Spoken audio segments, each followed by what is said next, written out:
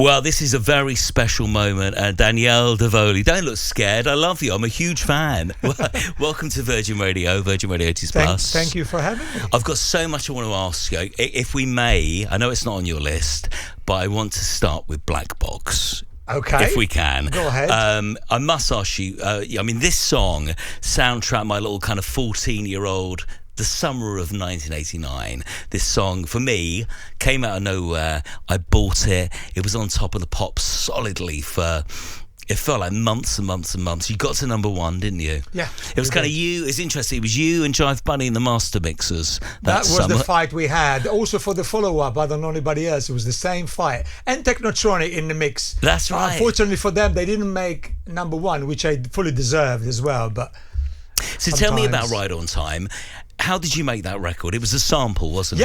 Yes. It accidentally, as everything, happened. It was one of our production. Me, Mirko and Valerio were just starting making records. And our aim was to sell 1,000 or 1,500 copy so we can make some money back, buy some more equipment for the studio and, build a career, hopefully. Because it was clear we wanted to have a career in the music industry. Obviously, we live in the countryside in Italy. Little or no contacts in the music industry. Just we do what we can. That's amazing, isn't it? But you see, the air was frying with it was a lot happening in the air because obviously we realized house music was coming strong and was to stay. Mm-hmm. So we thought, wow, this is a big change, big shift since the punk days, and we thought, it's our opportunity because it looked like people that never been in the industry are making records and then getting away with a good chance of success. Yeah. So this is our chance. So we throw in everything we had. But you make it sound so easy. You managed to pick the sample of all samples. I mean, who did you sample? What was the... It was Lolita Holloway. Of course. Love Sensation.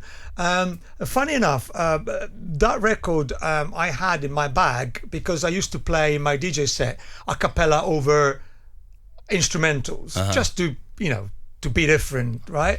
And then the sampler came along, and then but it was a sampler with small memory, so I was only allowed to have little bits and bobs. That's why the repetition. It was just me trying to buy some time and entertain the crowd in my club, and it was just one of those little things I used to do in between records, just so to be different. And Mirko and Valerio Saturday night came to the club. And they kept telling me after the night, there was one thing you were playing. It was this girl screaming and screaming. What is it? What is it? I'm like, I think I know what you mean. I'll bring it in the studio tomorrow. I said, okay, let's do that. And so then I put the a cappella on the record, and he said, this chords will work nice.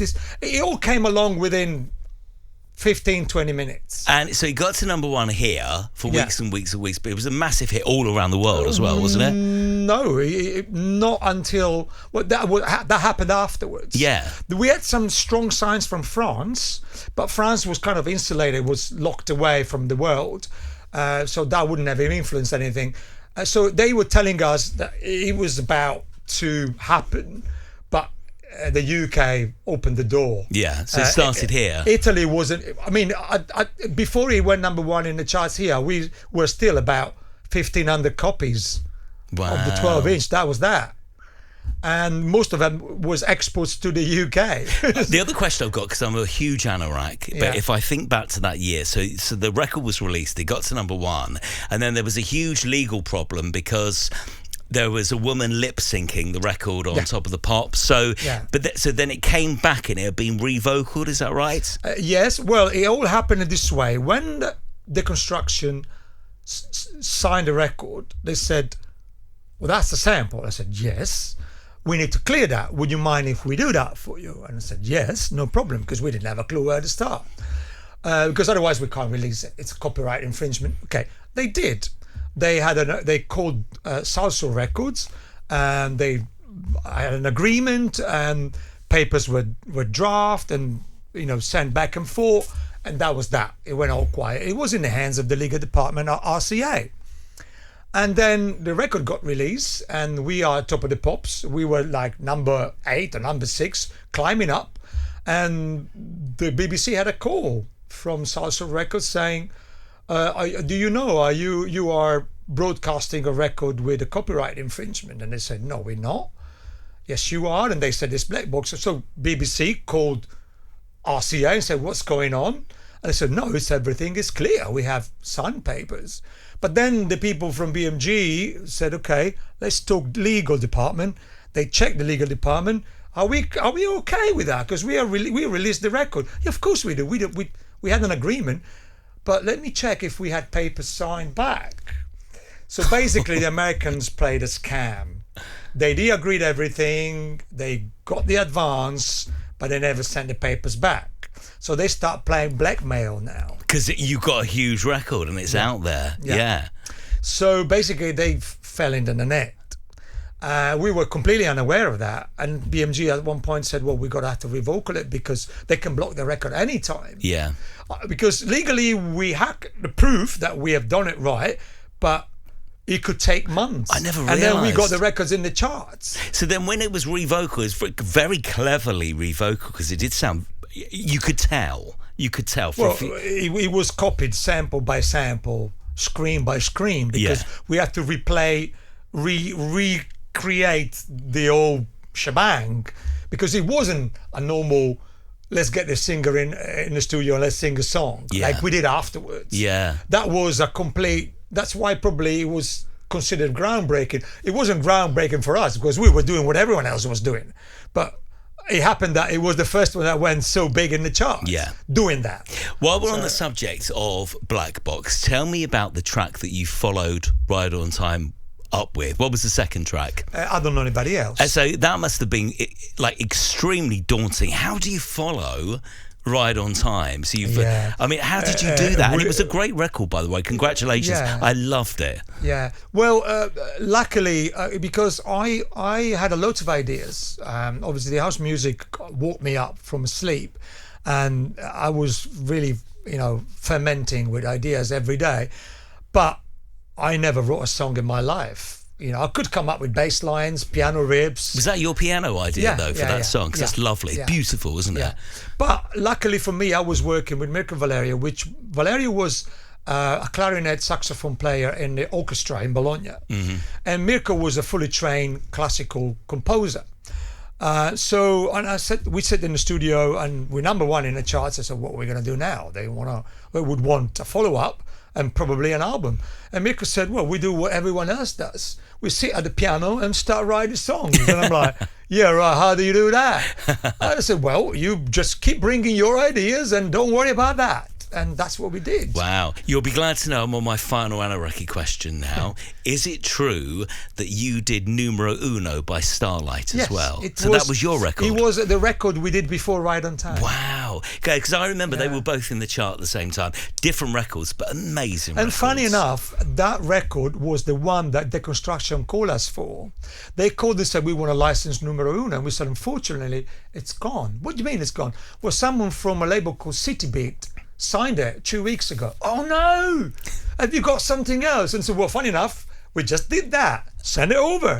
And they said we couldn't believe our ears when we heard it. So you had two massive records in the chart. We had three in the charts at the same time. What was the other one? Grand Piano.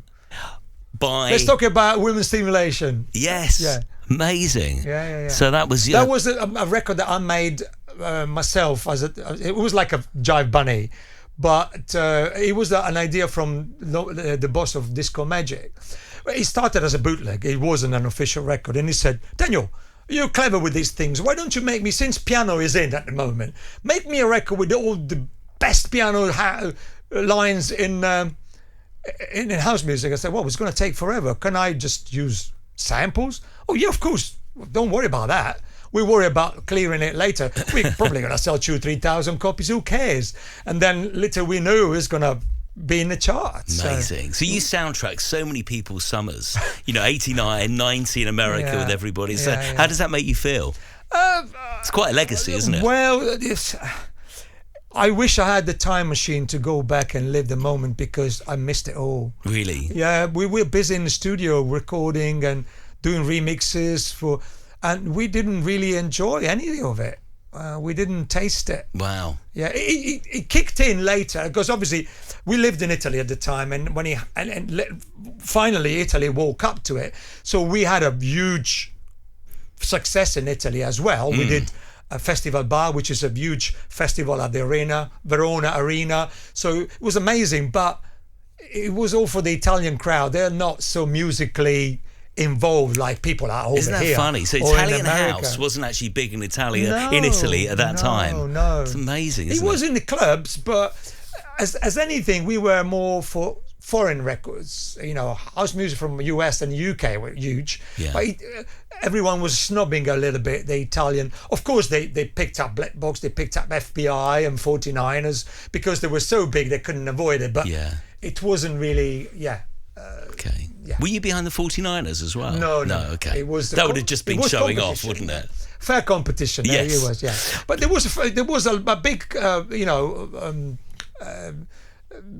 amount of producers in Italy between 1989 and DJ Herbie as well is from Modena, so 20 miles from. Benny Benassi is from my hometown. Amazing. So he came 10 years later. Wow. Wakefield is from my hometown. So it's incredible. It is, yeah. What a bunch of exports. Yeah, amazing. Corona as well was made in Reggio Emilia, where I come from as well. Yeah. So there is, but everything happened in Europe, or mostly in the UK first, and that got back into Italy again. Amazing. Same for Wakefield, went #1 here in Spain first, and then back to Italy again afterwards. Yeah. I'm so glad I got to ask you about all of that. I've always wondered. Now, we must go to your songs here on my 80s playlist. The great thing is I've got a music man here, so the tracks you're picking are amazing. I mean, this Human League song is amazing. Bang boy. Why have you picked this? Again, it was one of those not what you would think from Human League kind of stuff. This is quite moody and dark. Yeah, when it? I heard it first time, and a guy in the club played it, and I went to hear, and I said, "What's that? What's that?" It was the B-side, and it says Human League, and I said, "Yeah, right. Come on, give me a break." I tell you, Daniel, it's the sleeve, it's Human League. Okay, so again, that's gonna be my next buy, and I couldn't stop listening to it. It was so strong. It was just. Listen to the voice of Buddha. When you're 15-year-old, you don't need anything else. Question I got for you: when you were 15, did you have that dream in your head that one day you will be making the music? You'll be the music master. Making the music, I wouldn't say that. It came later on. I always was musical because I wanted to learn the piano. I wanted to learn, but DJing was the next big thing. I was in a cover band and I used to be the singer singing Deep Purple songs, and not more than 5 people used to turn up on our gigs. And I had friends playing records at partying, and 100 people turned up, and I thought, I'm doing something wrong here. I should concentrate on doing that. Right. It was like the universe saying, that's the switch. That was the call for the switch. Forget being in a band, that's not going to work. So, that's when I realised. And then the DJ at some point led to production, because in Italy at the time when I started DJing professionally at the age of 17, and then but all the other DJs older than me, 25, 26, they were out, because DJing was a job that was intense. It required knowledge and professionalism, but it was something you would do while you were at uni to help you pay the bills, the fees.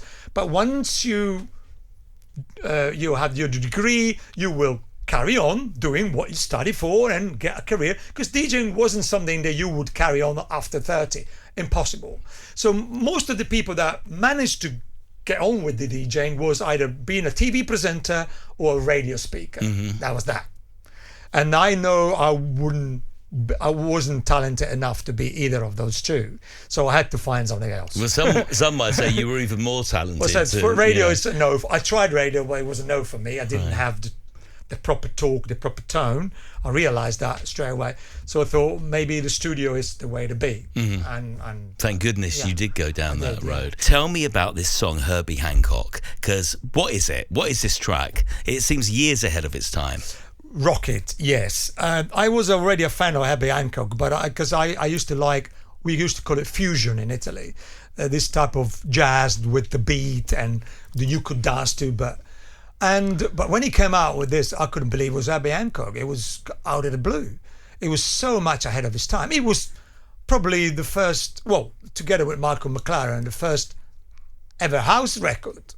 Well, we didn't know it. It's got a slight Buffalo Girls thing, isn't it, going on with the the scratching. And... They came out at the same time, kind of thing. One in from the UK and one from. I can't really remember which one came first. Now, but it kind of like it was like a couple of months in between the two, so they must have had the same inspiration, both of them.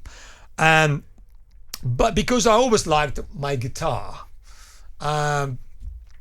For me, dance music was a conversion. I was a guitar boy. My heroes were Jimi Hendrix, Deep Purple, that's Pink amazing Floyd, to hear. Wow, Beatles. That's always been my inspiration still today.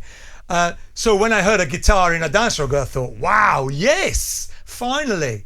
And it was so new, groundbreaking, unbelievable.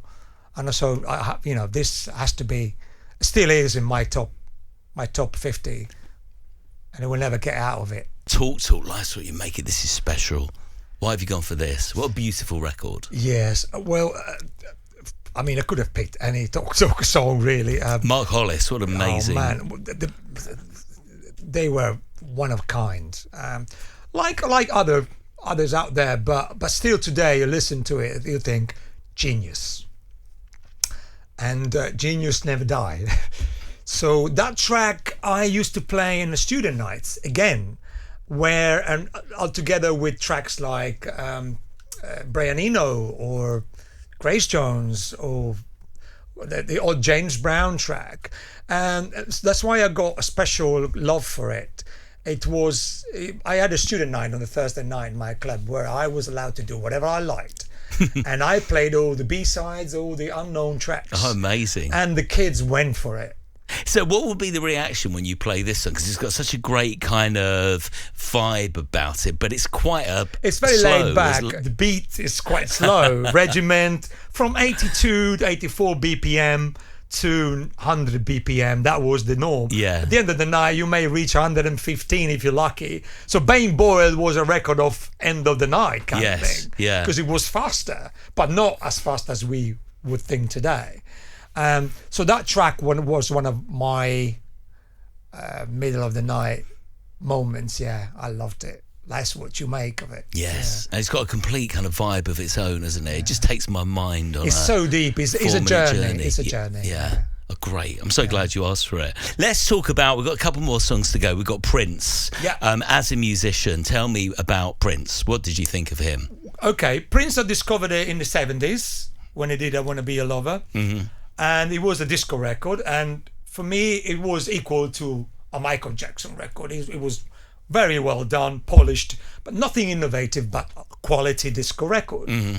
And then it kind of like disappeared for a couple of years, and then that's when I started DJing and kind of get involved. But I didn't get the new Prince, the one from the evolution, from the move from the disco to the electronic side of things. Yeah.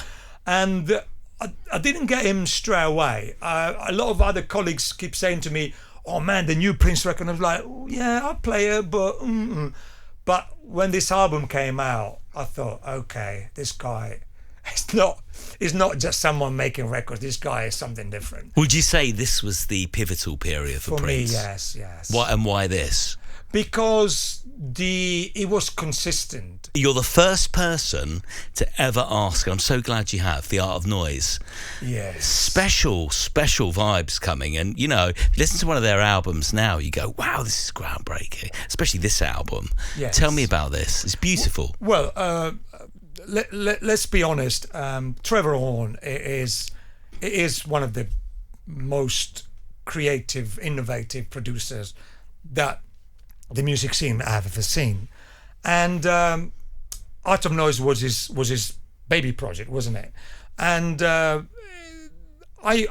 also am a big fan of chill out music, and so although Art of Noise is not just chill out, they also got banging tracks, but for me this track, it was about as far as you can go dreaming while you are awake. Yeah, that's a very good way of putting it. So still today, it's got a special place in my heart. I always had since the first moment I heard it. But I mean, most of Art of Noise materials is special anyway. And I'd love to people get involved and make an effort and go to listen to Art of Noise material, because when you look at Spotify and you look at how many streams the Art of Noise get, it's unfair. Yeah. People need to know about it because that music is special. So please make an effort. Moments in Love, it is the peak of my choice, but it's not There's the only so many one. others, isn't Go there? for it. And actually, you know, the Tom Jones Kiss was a great example of them, wasn't it, as well? I mean, years we could later. stay here hours talking about yes. about Trevor Horn Productions. It's unbelievable. I mean, he had a good technology available to him, which not many people had, but he knew how to use it.